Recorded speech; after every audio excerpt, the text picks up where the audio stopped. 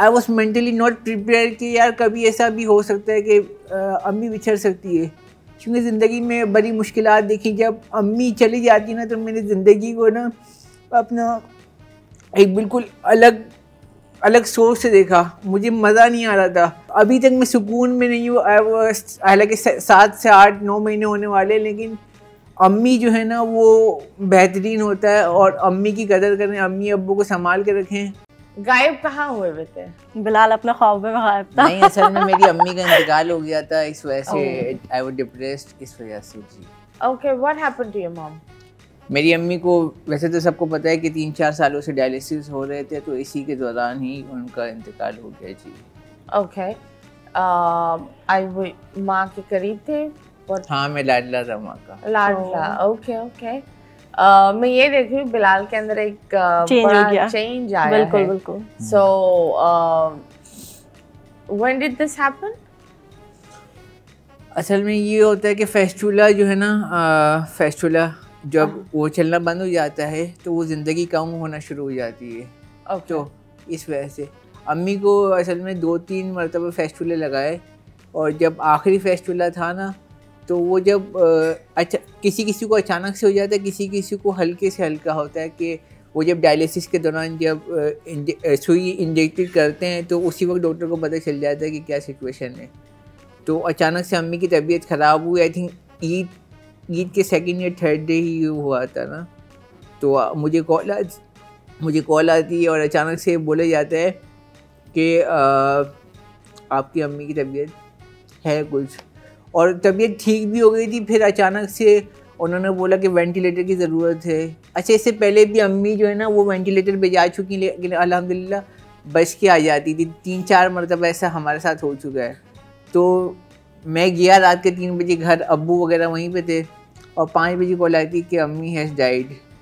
तो it was so, मतलब कि मैंने सोचा नहीं था कि ऐसा भी हो सकता है कभी ना, क्योंकि अम्मी बोलती थी, क्योंकि आपको पता है कि जब ऐसी बीमारी होती, डिजीज़ होती है, तो पता होता है कि बंदा जो है ना वो जाएगा। I was mentally not prepare कि यार कभी ऐसा भी हो सकता है कि अम्मी बिछड़ सकती है, क्योंकि ज़िंदगी में बड़ी मुश्किलात देखी। जब अम्मी चली जाती ना तो मैंने ज़िंदगी को ना अपना एक बिल्कुल अलग सोच से देखा, मुझे मज़ा नहीं आ रहा था। फिर मैं लाहौर चला गया, वहाँ मैंने कुछ टाइम प्रोजेक्ट वगैरह किए, फिर मैं वहाँ से भी आ गया। तो अभी तक मैं सुकून में नहीं हूँ। हालांकि 7 से 8-9 महीने होने वाले, लेकिन अम्मी जो है ना वो बेहतरीन होता है, और अम्मी की कदर करें, अम्मी अब्बू को संभाल के रखें।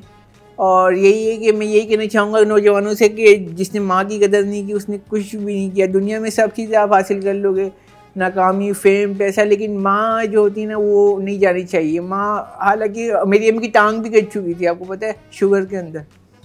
तो मेरी अम्मी उम्रे पे गई थी, वहाँ उनको कोई छालिया का वो लगा, और फिर उसके बाद उनको टांग काटनी पड़ी। बट आई वॉज सिक्योर कि माँ है, बेड पे बैठी हुई है, हाल चाल पूछे जा रही है, वो सही है। लेकिन जब किसी की माँ चली जाती है तो फिर वो दुनिया जो है ना उसको ख़त्म सी होने लगती है। लेकिन मैं फिर आया हूँ, और आपको पता है ज़िंदगी ख़त्म नहीं होती, और फिर जो मेरा मकसद है कि मैं हीरो बनना है मुझे, तो उसके लिए मैं कोशिशें कर रहा हूँ। तो ये है बस। ओके, तो कोई एक ऐसी एडवाइस जो तुमने अपनी माँ की आखिरी वक्त में उन्होंने आपको बोला हो, या याद है, या कोई कभी डांटा हो वो जाते वक्त, या कुछ दुआ दी हो, कोई एक ऐसी चीज़ याद है? अम्मी बस यही कहती थी कि मेरे बाद जो है ना वो छोटे भाई का ख्याल रखना, ठीक है, तो उसका ख्याल भी रखना। और ये कहती थी कि अपनी लाइफ में कुछ कर लेना, यहाँ वहाँ के चक्रों में नहीं बनना। मतलब कि वो हमेशा समझा रही हो। हाँ, उनकी डांट में भी प्यार होता था, और क्योंकि मैं लाडला था तो मैं उनसे नाराज़ भी हो जाता था, तो मतलब ये चलता रहता था ना हमारा। लेकिन ये है कि मतलब कि अब मतलब ये होता है ना कि मैं जो ना वो बड़ा वैसे भी लोनली था। मैं स्क्रीन पे कुछ और दिखता हूँ, वैसे मैं रियल लाइफ में कुछ और हो ना।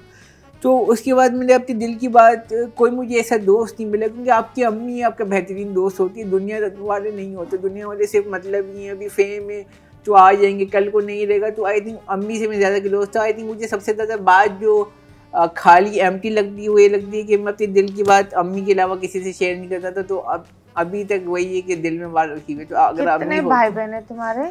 मैं और मेरा छोटा भाई सिर्फ दो? सिर्फ दो। और फाइनेंशियली यू आर सपोर्टिंग? हाँ, अब्बू आई थिंक मेरे ऑफिसर हैं, तो वो नॉर्मली हम मिडिल क्लास है लेकिन हो जाता है कवर। ओके।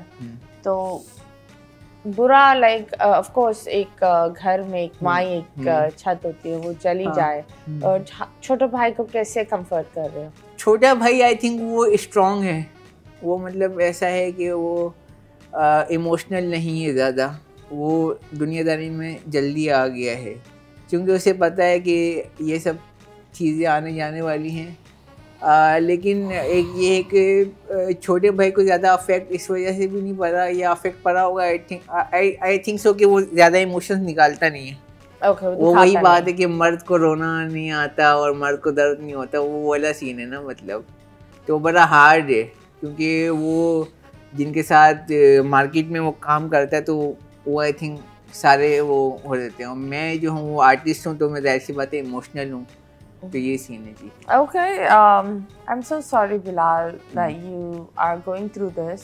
और एक इंसान एक बुरे चीज से गुजर रहा होता है, बिल्कुल। ये एक असलियत है। जब अच्छाई आती है तो अल्लाह मियां कभी छप्पर फाड़ कर देते हैं, ऐसा ही है। और जब बुराई आती है ना तो बैक टू बैक ही आ रही होती है। बंदे बोलते हैं ऊपर वाले को ये कौन सा ग्रीन सिग्नल है कि रुका ही नहीं जा रहा। बिल्कुल बिल्कुल। तो यस नबी आप पर आते हैं, जब बात इनकी माँ की हो रही है, आपको क्या लगता है कि आपके कितने भाई बहन हैं और माँ का किरदार तुम्हारी जिंदगी में कितना इम्पोर्टेंट है? माँ का बहुत इम्पोर्टेंट है। माँ होती है तो रौनक होती है घर में, और माँ होती है तो सब चीज़ें, वरना तो सब बेकार है।